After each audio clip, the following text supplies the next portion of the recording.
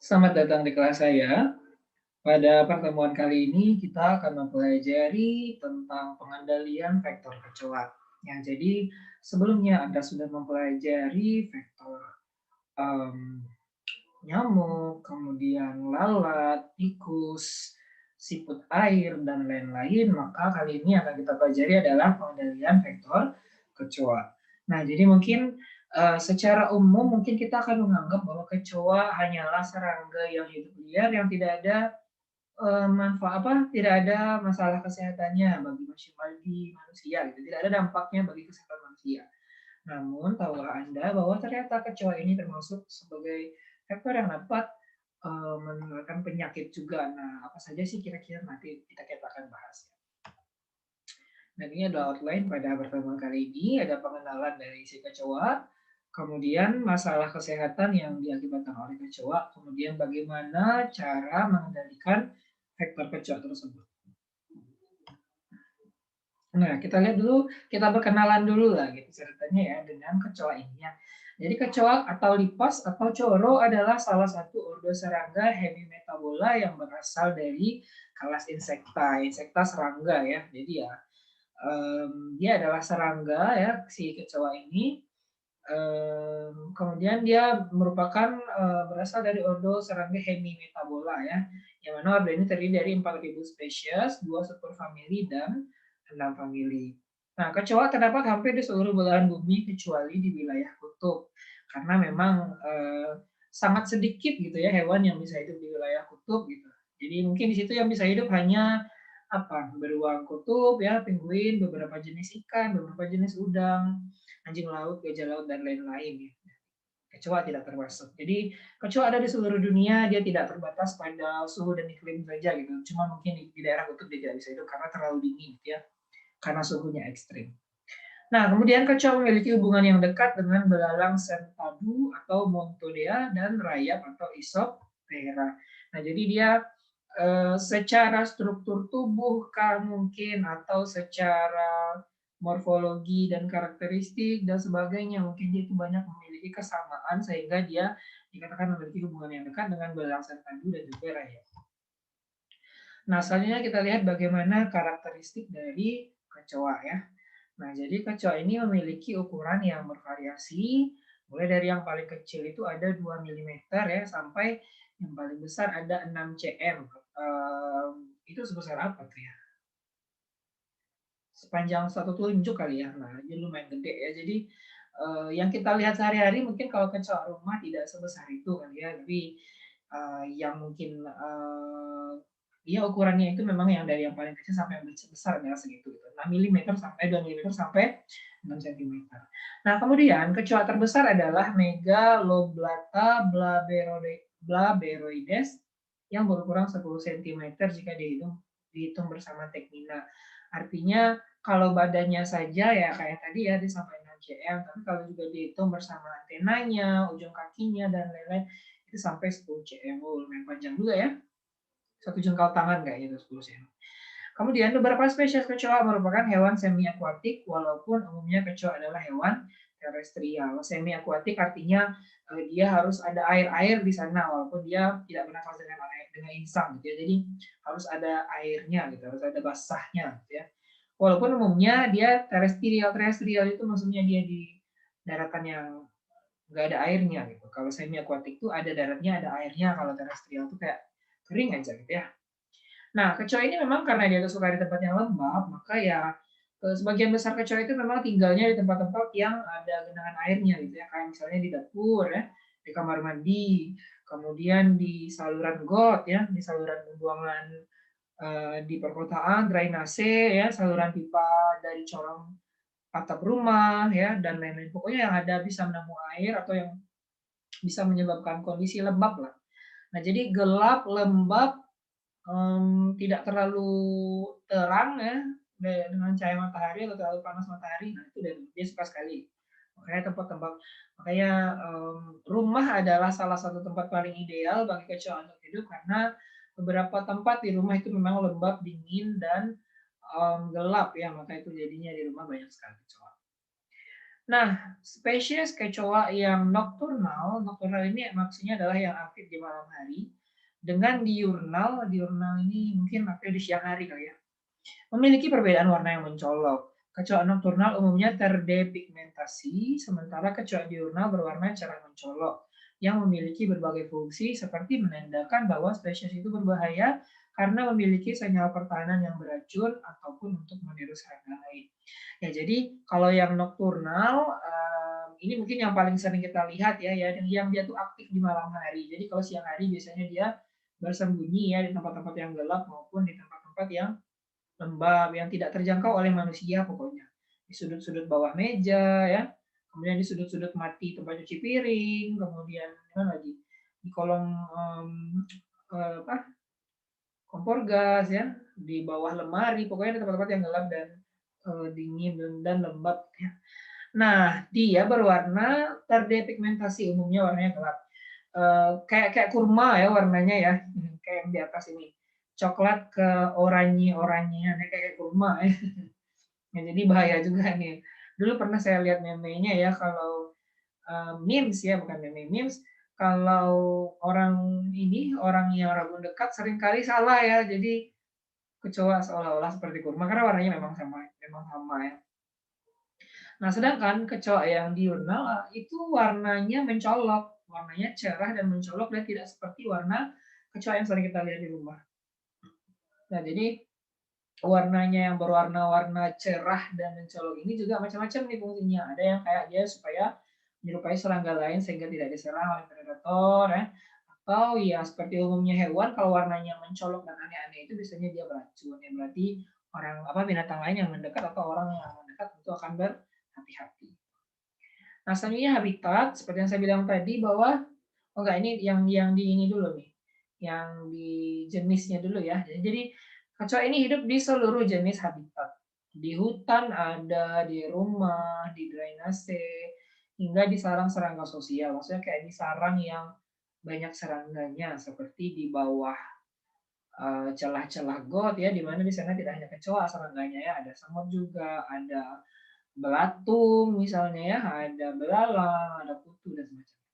Habitat yang disukai kecoa adalah yang gelap, berventilasi buruk, lembab, sempit, dan berantakan ya. Jadi ini gelap, ventilasi buruk, lembab, sempit, dan berantakan ini anak kosan sekali ya. Tempatnya kos-kosan sekali nih. Makanya jadinya di kosan itu banyak sekali kecoa ya. Nah, jadi mungkin kalau mau tidak banyak kecoa yang tinggal di rumah atau di kamar kos-kosan ya mungkin diupayakanlah supaya tidak tercipta lingkungan itu gelap, kamar itu gelap gitu ya. Jadi diusahakan juga supaya kamar itu terang, kemudian kering ya, udaranya cukup bertukar gitu. Kemudian jangan berantakan ya dan jangan menumpuk barang-barang sehingga banyak celah-celah sempit karena kecoa suka celah-celah seperti itu ya.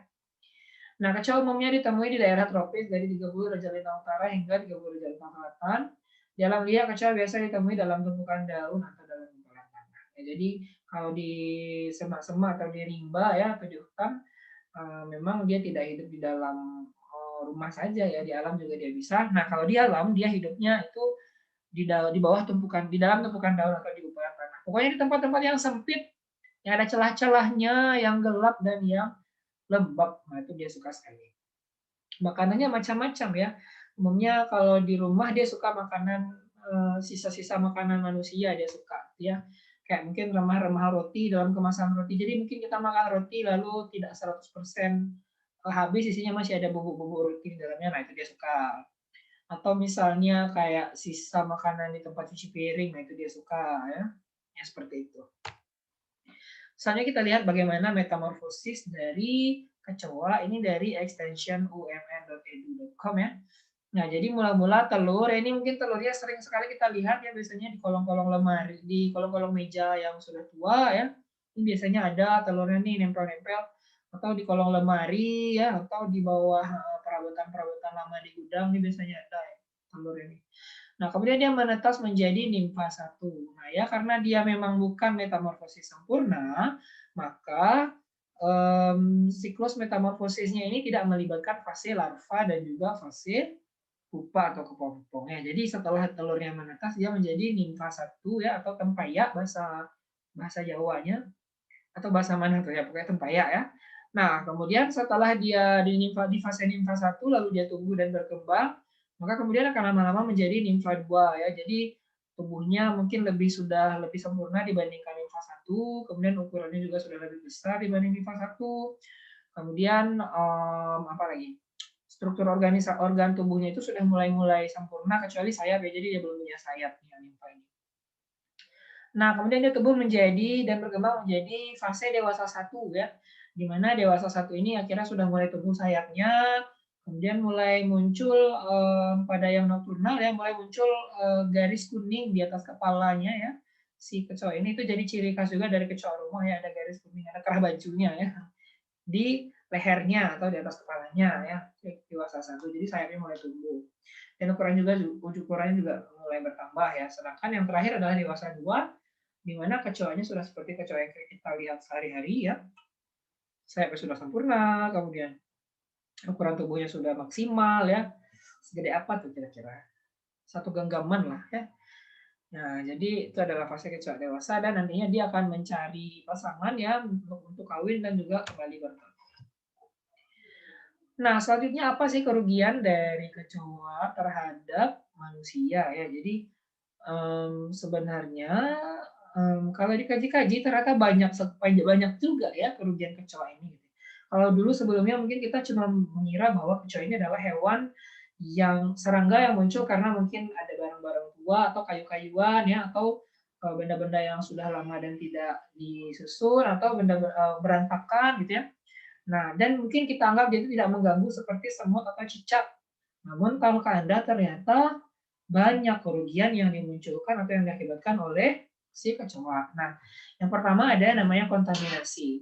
Artinya, dengan adanya kecoa, maka akan ada bukti bahwa terdapat kontaminasi dari mikroorganisme terhadap benda-benda atau makanan yang ada di rumah kita. Ya, misalnya kayak ada makanan yang sudah dilalui oleh kecoa, maka otomatis makanan tersebut sudah terkontaminasi oleh bakteri maupun zat-zat berbahaya yang berasal dari tubuhnya kecoa itu gitu. Mungkin kayak dari sampah ya, ketika dia hinggap di sampah lalu dia hinggap di makanan, maka mungkin segala macam mikroorganisme dan bakteri dan virus akan berpindah ya dari sampah ke makanan. Atau mungkin misalnya kayak dia berjalan-jalan di pintu ya, di pegangan pintu, kemudian kita pegang pintunya. Nah, itu juga bisa jadi membawa kuman dan bakteri yang dia bawa itu ke tangan, ke tubuh. Atau misalnya nanti dia berjalan-jalan di pakaian, dalam lemari baju ya, jadi dia juga bisa menyebarkan berbagai zat berbahaya dan juga mikroorganisme. Jadi ya memberikan kontaminasi ya. Jadi kalau adanya kecoa berarti sudah terkontaminasi tuh beberapa bagian yang ada di rumah maupun beberapa benda yang ada di rumah. Nah, selanjutnya kecoa ini juga menjadi sumber alergi ya. Bisa karena kecoanya langsung yang menjadi sumber alergi, bisa juga karena kecoanya ini membawa zat-zat yang menjadi sumber alergi ya atau alergen. Contoh misalnya kalau dia yang menjadi sumber alergi, berarti kalau misalnya nanti kecoanya hinggap misalnya ya di tubuh, maka nanti langsung muncul reaksi fisik di tubuhnya kayak mungkin bentol-bentol ya atau merah-merah walaupun mungkin si kecoanya cuma lewat. Nah, itu contohnya. Atau misalnya ada juga yang memang membawa alergen sehingga orang jadi muncul reaksi alergi seperti misalnya dia membawa debu ya. Kemudian dia juga membawa misalnya serbuk bunga ya atau dia misalnya membawa apalagi contohnya bakteri-bakteri yang menyebabkan alergi. Misalnya adalah fobia. Fobia adalah rasa takut yang berlebihan ya dari um, kecoa ini ya. Jadi mungkin tidak hanya fobia ya, rasa takut biasa juga pasti orang banyak yang mengalami gitu ya. Jadi karena dia hewan yang menjijikan dan secara insting manusia kalau sudah tahu dia itu menjijikan pasti dia jadinya gimana tuh ya istilahnya geli ya atau merinding atau takut gitu ya, was-was akan diserang atau dihinggapi gitu. Atau bahkan juga mungkin ada yang punya pengalaman buruk sehingga dia jadi fobia. Fobia itu artinya dia sangat sangat sangat takut gitu ya, rasa takut yang berlebihan sampai kayak kalau lihat aja mungkin dia bisa kencing di celana atau dia menjerit-jerit gitu ya. Bahkan belum hinggap ya baru lihat aja dia udah takut. Itu fobia. Jadi psikologi yang dia serang gitu. Kalau alergi tadi adalah fisik, kalau fobia adalah psikologi atau rasa takut juga itu adalah psikologi ya. Nah, jadi karena dia tuh menjijikan, lalu dia juga bau ya. Nah, ini yang juga kerugian terhadap manusia yang berikutnya. Kecoa itu bau sekali ya, jadi baunya busuk. Jadi kalau dia misalnya nanti bersarang dalam lemari pakaian, ya bayangkan saja ya pakaiannya akan bau apa, gitu. Karena si kecoa sendiri sudah bau. Apalagi kalau dia sempat tersenggol atau terjepit ya di dalam lemari itu, maka tentu akan mengeluarkan bau yang lebih banyak lagi gitu ya, bau menyengat yang sangat tidak enak baunya lah pokoknya. Jangan, kalau Anda seumur hidup belum pernah mencium bau kecoa, ya bagus lah, alhamdulillah, jangan sampai, karena baunya itu kayak unforgettable banget gitu. Baunya itu berkesan sekali gitu ya, baunya itu menyebalkan. Nah, yang terakhir adalah menularkan penyakit. Artinya nanti si kecoa ini akan menyebabkan berbagai gangguan kesehatan pada manusia, terutama karena dia menularkan berbagai penyakit. Dalam hal ini misalnya seperti ketika kecoa itu membawa bakteri-bakteri patogen dari sampah ya, atau dari makanan basi atau dari mana-mana ya, dan membawanya kepada jangkauan manusia. Bisa lewat makanan manusia mungkin yang dia hinggapi, atau lewat perabotan yang dia hinggapi ya, atau mungkin lewat udara dan semacamnya. Atau mungkin bahkan dia hinggap langsung, terus kita tepuk ya, lalu berceceran lah tuh segala macam yang dia hinggapi kecoa itu, kayak bakteri, virus, dan lain-lainnya. Nah, jadi dia bisa menjadi vektor juga tuh si kecoa ini yang membawa berbagai sumber penyakit. Nah, ini adalah contoh masalah kesehatan yang diakibatkan oleh kecoa. Nah, misalnya kecoa dapat memindahkan mikroorganisme patogen seperti Streptococcus dan Salmonella yang terbawa dari sampah atau tempat kotor ya. Nah, ini adalah bakteri-bakteri atau mikroorganisme atau parasit yang menyebabkan sakit perut dan juga sakit apa nih? Gejala pencernaan lah ya. Sehingga dapat menyebabkan penyakit disentri, ya, disentri, diare, kolera, virus hepatitis A, juga polio pada anak-anak. Nah, jadi terkesan remeh dan tidak terlalu penting, tapi ternyata dia juga bisa membawa parasit yang menyebabkan vektor atau membawa mikroorganisme yang menjadi penyebab penyakit-penyakit yang lumayan ya, seperti disentri, diare, kolera, virus hepatitis, dan juga polio ya, itu penyakit yang lumayan besar. Kemudian kecoa dapat menyebabkan timbulnya reaksi-reaksi alergi seperti dermatitis, gatal-gatal, dan pembengkakan kelopak mata ya. Jadi ada pembengkakan dan pelepuhan ya, gatal-gatal, kemudian matanya bengkak. Itu juga bisa jadi karena adanya kecoa ya. Apakah terdapat dari mulutnya atau dari tubuhnya yang hinggap atau tidak. Kemudian kecoa dapat menjadi perantara bagi beberapa spesies cacing. Nah, ini ada contoh ya, sebuah gambar GIF yang saya temukan di internet yang menunjukkan bagaimana parasit cacing ya yang hidup di dalam ususnya kecoa. Jadi nongol lah dia, itu mengerikan sekali ya, bisa kita lihat. Nah, dia bahkan dalam tubuh kecoa saja bisa hidup dan bersarang, apalagi di dalam tubuh manusia. Jadi menyeramkan sekali ya. Jadi jangan dianggap remeh sebuah seekor kecoa ya. Jadi dia bisa melakukan apa saja. Nah, kemudian bagaimana upaya untuk mengendalikannya? Jadi secara umum upaya pengendalian serangga ini memang secara umum mirip-mirip ya. Yang pertama adalah dengan racun, artinya kita akan membunuh si serangga ya. Misalnya dengan menggunakan insektisida seperti baygon ya.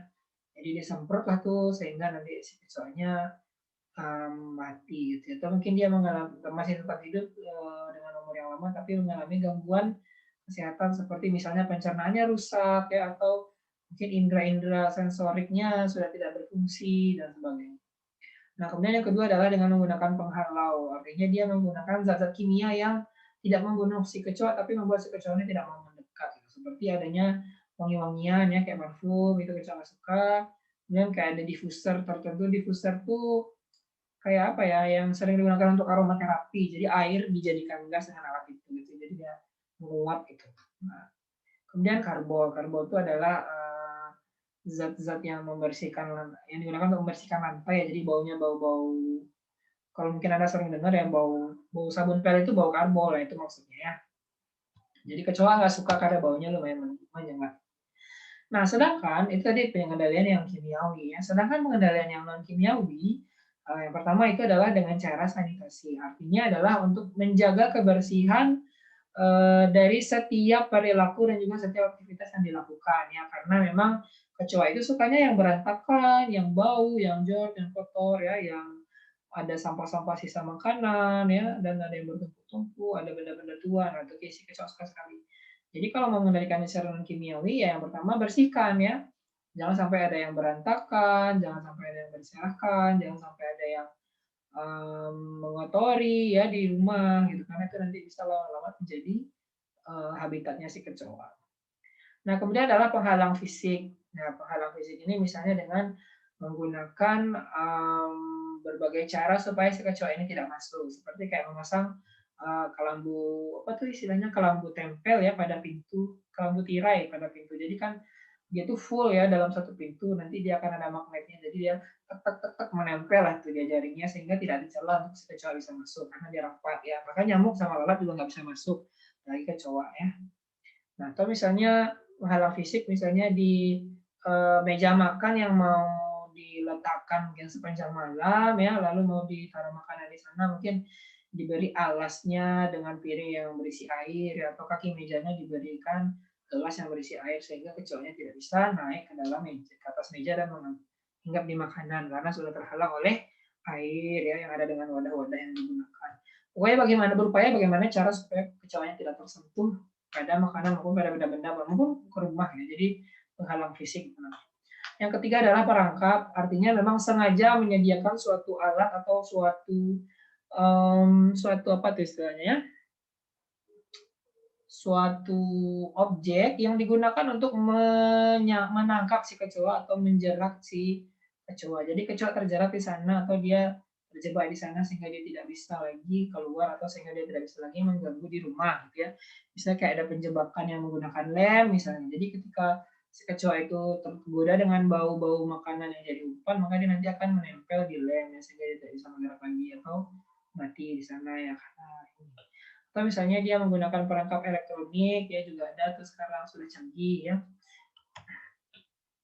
Nah, pengendalian sanitasi tadi ini adalah beberapa rekomendasi ya, ini bukan tips tapi ini adalah rekomendasi yang mungkin bisa digunakan untuk pengendalian sanitasi yang tadi ya, untuk menghindari kecoa datang ke rumah. Nah, yang pertama adalah jaga lingkungan supaya tetap bersih.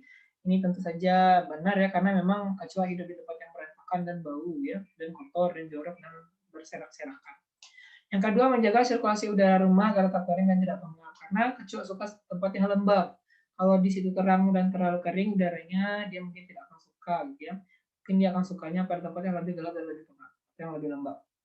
Yang ketiga, cuci piring setelah makan karena kalau tidak maka si kecoa nanti tengah malam ketika kita tidur ya dia mungkin dapat hinggap ke piring kotor itu lalu memakan sisa-sisa makanan yang ada di piring. Nah, jadi itu kan enggak banget kan ya.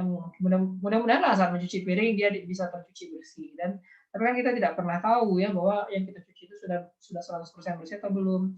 Bisa saja di sana tuh ternyata nanti akan ada sisa makanan yang dapat menjadi sumber makanan bagi si kecoa gitu. Dan itu nanti hanya apa istilahnya yang meningkatkan daya hidup si kecoa lah gitu di rumah ya.